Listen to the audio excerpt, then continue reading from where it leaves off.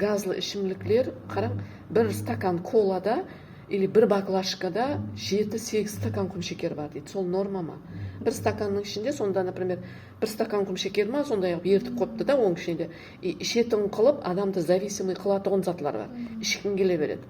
И және бір зат, сен вторичный мына колбаса, сосискалар бар ма? Мен 10 жылдан бері уже жемеймін. Олма сосиска, мына майонез нелер, олар шекке барып, ол вторичный обработанный нелер. Не ой жесең десең, например, тұяқ бар, сосискаларды істеуге болады. Сенімлі ол. И вторичный обработанный деген олар піспеген, жақсы емес, качествосы төмен, химикаты көп деген затта. Олар предпосылка шариғат жарата береді онкология болу үшін, har түрлі өсіклер пайда болу үшін. Сразу тоқтаттым мен, сол күн тоқтаттым оны естіп та.